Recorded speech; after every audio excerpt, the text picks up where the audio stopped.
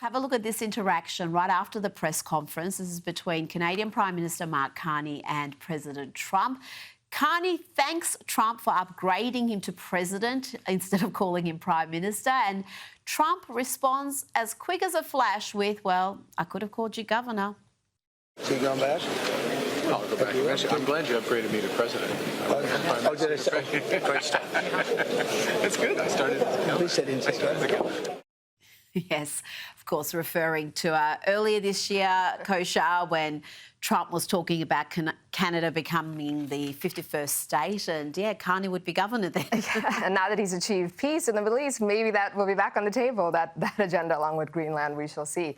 But it's funny because Americans, the word prime minister isn't as natural in the vocabulary, so he slipped out president. Carney made a joke, and it was really funny how he is quick, and he was like, hey, yeah, quick as a flash, he came back with, I could have called you governor, so just be happy he got president instead of prime minister. That that trade deal is still underway, isn't it? So, and Trump has spoken about this, about how he's using those tariffs, those trade deals to end wars and to get buy-in from different countries to do what America wants them to do. And I think, again, that's something that the Trump administration doesn't get credit for. There's more that goes into this than just saying we're going to have tariffs and we're going to raise X billion dollars per year from tariffs. Yep. It's a real negotiating tool. It is, and it's his favorite tool because it's not the military. He really does hate war and wants to avoid U.S. troops on the ground as much as possible, which is a departure from previous administrations from both sides of the aisle.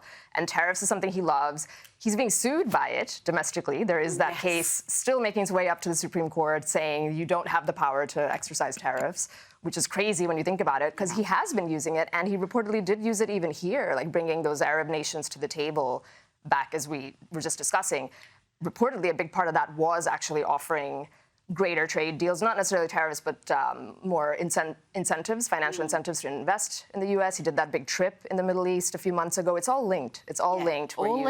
You want to be in the good graces of the U.S. and get access to the most desirable consumer market in the world. And in exchange, if you're Canada and Mexico, stop the fentanyl. If you're the Middle East, come to the table and help secure peace.